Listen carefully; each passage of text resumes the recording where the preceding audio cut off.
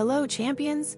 Welcome back to the Self-Help Podcast, your weekly dose of motivation, coming to you every Tuesday at 9 a.m. Eastern Standard Time.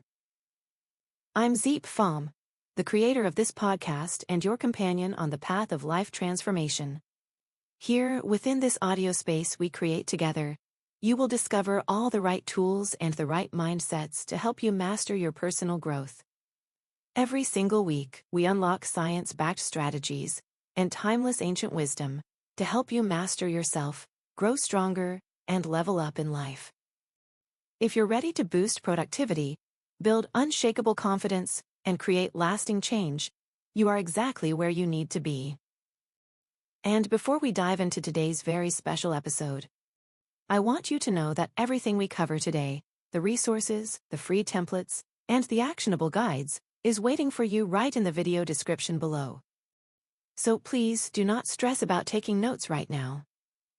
If you are driving, if you are at the gym, or if you are just relaxing at home, just listen. Absorb.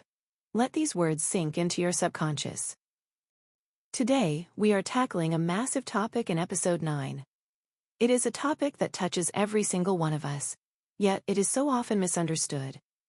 The title of today's episode is Why Chasing Wealth Keeps You Poor, Solomon Protocol Wealth Wisdom. I want to start by asking you a question, a deeply personal question. I want you to take a moment and be honest with yourself. How many times have you laid awake at night, staring at the ceiling, calculating numbers in your head? How many times have you felt that exhaustion deep in your bones, the kind that comes from running on a treadmill that never seems to stop? You look around and you see people on social media flexing their new cars, their vacations, their six-figure months. And you look at your own life. You are working harder than ever. You are hustling. You are grinding. You are doing everything the world tells you to do. And yet, the financial freedom you were promised seems to stay just out of reach. It is like a horizon that moves further away every time you take a step forward. It is frustrating, isn't it? It is actually heartbreaking. We are taught from a young age to chase. Chase the money. Chase the bag.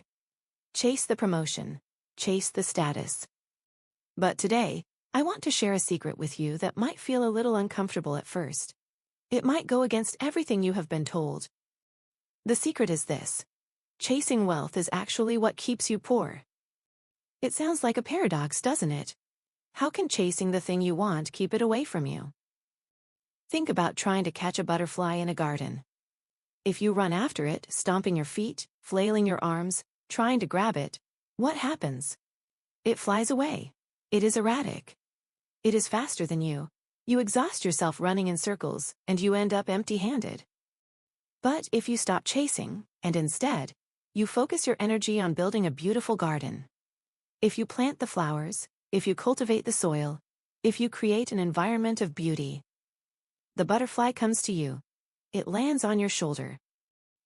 Wealth works exactly the same way. Today, we are going to talk about how to build that garden. We are going to dive into what I call the Solomon Protocol. This is based on the wisdom of King Solomon. Historically, regardless of your religious background, scholars agree that King Solomon was one of the wealthiest human beings to ever walk the earth. We are talking about trillions of dollars in today's valuation. But here is the thing. Solomon didn't write about hacks or shortcuts. He didn't write about crypto schemes or overnight success. He wrote about laws, immutable, unchangeable laws of the universe. We are going to break down 7 of these ancient principles today. These are the same principles used by the titans of modern history, people like Andrew Carnegie, Henry Ford, and John D. Rockefeller. They knew the secret. And by the end of this episode, you will too. So settle in. Let's walk through the Solomon Protocol together. Let's start with the foundation. The first law. This is the shift from getting to giving. We call this the law of value. King Solomon wrote something profound. He said that one person gives freely, yet gains even more. Another withholds what is right, only to become poor. In our modern world, we are obsessed with getting. We ask, how much does this job pay? What's in it for me? How can I get a discount? Our entire mental framework is built on extraction. We want to extract value from the world. But the Solomon Protocol flips this on its head. Wealth is a certificate of value. It is a receipt that shows you have served someone. I want to tell you about a listener of ours named Michael from Chicago. I had a consultation with Michael a few months ago. He was working in a mid-level corporate job, and he was miserable. He felt underpaid and undervalued. He told me, "Diep, I do the bare minimum because they pay me the bare minimum. When they pay me more, I'll work harder." I told him, "Michael, you have it backward. That is like standing in front of a wood stove and saying, 'Give me heat, and then I'll put in the wood.' It doesn't work that way." Michael was chasing money. And because he was chasing it, he was repelling it. He was operating from a place of scarcity. We talked about the Solomon Protocol, and he decided to try an experiment.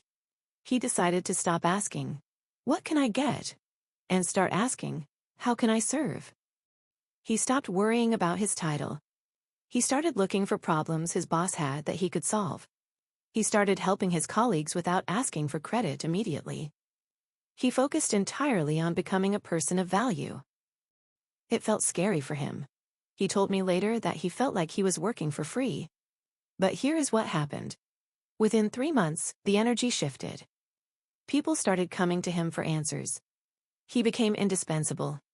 6 months later, a director from another department noticed his work ethic and offered him a position with a 40% salary increase. Michael didn't chase that raise.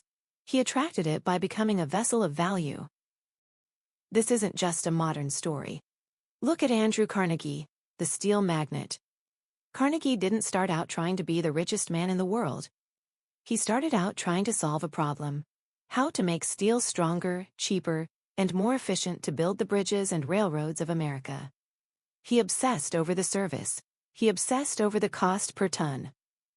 The massive wealth he accumulated was simply the byproduct of the massive value he provided to the nation. So I want you to ask yourself right now, are you trying to get money, or are you trying to give value? Because the money always follows the value. But value alone isn't enough. You can have a great idea, but without execution, it is worthless. This brings us to the second thread in our tapestry, the law of diligence. Solomon wrote that lazy hands make for poverty, but diligent hands bring wealth. Now, be careful here. Diligence is not the same thing as busyness. We live in a culture that glorifies busyness. We wear our exhaustion like a badge of honor. "Oh, I'm so busy, I haven't slept, I'm grinding." But are you effective? Diligence means working with excellence. It means mastering your craft.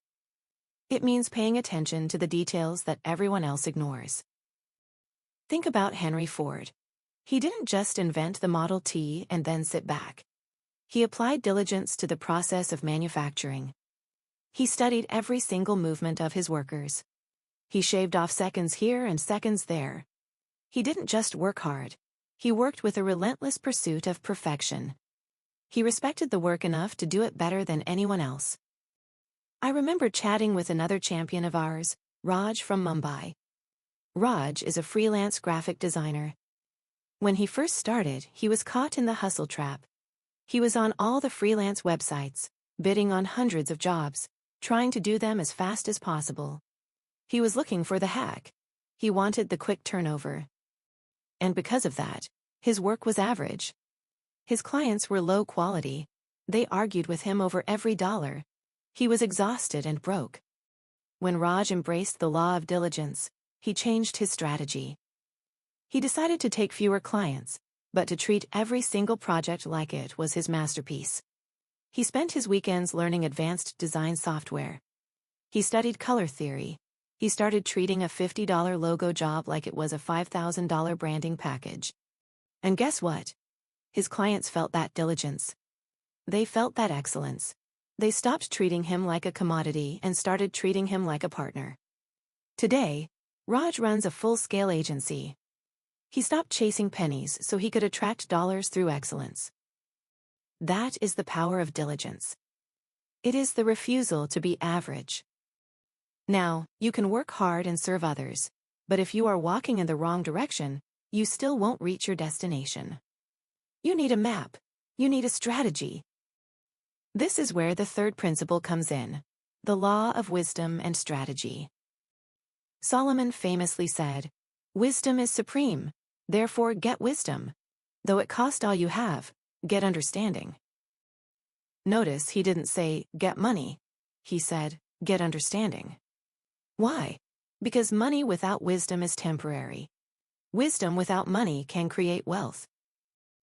Wealth is rarely a result of luck. We like to think it is because that gives us an excuse. But true, lasting wealth is a result of strategy. Look at John D. Rockefeller. He wasn't just pumping oil out of the ground. He was a master of strategy. He understood the market better than his competitors. He knew his numbers down to the decimal point. There is a famous story that Rockefeller once asked a factory manager how many drops of solder were used to seal an oil can. The manager said 40. Rockefeller asked them to try 38. It leaked. They tried 39. It worked. That one drop of solder saved his company a fortune over time. That is wisdom. That is understanding your business on a granular level. Or consider Thomas Edison. We know him for the light bulb. But his real wealth came from his wisdom to persist and learn from failure. He didn't see failure as a dead end. He saw it as data. He said, "I have not failed. I've just found 10,000 ways that won't work." For you, listening right now, the law of wisdom means investing in your greatest asset, your mind. It means reading that book. It means taking that course. It means listening to podcasts like this one, not just for entertainment, but to gain a strategic edge. If you are trying to build wealth but you don't understand how taxes work, or how investing works, or how sales psychology works, you are fighting with one hand tied behind your back. Solomon says, "Get understanding. Make learning your priority, and the earning will follow." And as you gain that edge, as you build that power, you must guard something very precious. This is the fourth element, and perhaps the most forgotten in today's world, the law of integrity. Solomon wrote, "A good name is more desirable than great riches." Let that sink in. A good name is worth more than money. We live in a world of fake it till you make it. We live in a world of scams, of rug pulls, of quick flips. We see people cheating to get ahead, and sometimes it looks like they are winning. But listen to me closely. If you cheat to get money, you will lose it just as fast. It is like building a house on sand. The storm will come, and it will collapse. But if you build with integrity, you build on rock. Think of Abraham Lincoln. Before he was president, he was a lawyer and a shopkeeper. There is a story that one night, he was closing up his shop and realized he had accidentally overcharged a customer by a few cents. He closed the shop and walked miles through the dark to return those few cents. People called him Honest Abe. That wasn't just a nickname, it was a brand. It was a reputation. That reputation created a trust that no amount of marketing money could buy. When he spoke, people believed him. In business, trust is the currency of the realm. If people trust you, they will buy from you. They will invest in you. They will partner with you. If you compromise your integrity for a quick buck, you are burning your future to keep warm for one night. It is never worth it. The Solomon Protocol demands that your yes be yes, and your no be no. Now I want to get a little personal with you. I want to talk about fear. Specifically, the fear of letting go. This brings us to the fifth principle, the law of generosity and flow. This is often the hardest one for people to accept. Solomon observed a profound truth. Whoever loves money never has enough. And he also taught that hoarding leads to stagnation. Money is often called currency, right? Think about the word current, like a river. Money is energy, it has to flow. If you dam up a river, the water becomes stagnant. It becomes a swamp. Life dies in a swamp. If you hold on to your money too tightly, if you operate from a place of terror that you will run out, you stop the flow. I spoke with Sarah from London recently. Sarah is a wonderful woman, very talented. She was actually doing quite well financially on paper. She had a very healthy savings account. But she lived in absolute terror. She wouldn't buy herself a nice coffee. She wouldn't donate to charity. She wouldn't invest in her business because she was terrified of the number in her bank account going down. She was gripping her money so tight she was strangling it. We worked on the concept of flow. I challenged her to start small. I said, "Sarah, I want you to tip the barista a little extra. I want you to buy a book for a friend." She asked, "Why? How does spending money make me richer?" I told her, "Because you are signaling to your subconscious mind that you are abundant. You are signaling that there is more where that came from." By loosening her grip, Sarah stopped operating from a place of scarcity and started operating from a place of abundance. Her anxiety went down. Her creativity went up. And magically, opportunities she was previously too afraid to see started appearing. She invested in a new marketing course, and that course doubled her business revenue. Generosity breaks the grip of greed. When you give, you tell the universe, "I have enough to share." And that mindset attracts more. This flows right into the sixth principle. You need to know where you are going. You need the law of vision. Solomon wrote, "Where there is no vision, the people perish." And I will add to that, where there is no vision, wealth perishes too. You cannot hit a target you cannot see. If you get in your car and just start driving, you will eventually run out of gas. You need a destination. All the greats we talked about, Carnegie, Ford, Edison, they all saw the future before it happened. They didn't just look at what was, they looked at what could be. They had a vision that was bigger than themselves. You need to have a vision for your wealth. Why do you want it? If your answer is, "I want a Lamborghini," that is not a vision. That is a purchase. That is a toy. A vision is financial freedom for your family so your spouse doesn't have to work a job they hate. A vision is funding a school. A vision is creating a product that changes lives. A vision is legacy. When you have a compelling vision, the hard work doesn't feel like hard work anymore. It feels like a mission. It pulls you forward. And that brings us to our final, and perhaps the most beautiful principle of the Solomon Protocol, the law of legacy. Solomon reminds us that a good person leaves an inheritance for their children's children. Notice the timeline there. Children's children, grandkids. This isn't just about money. It is about values.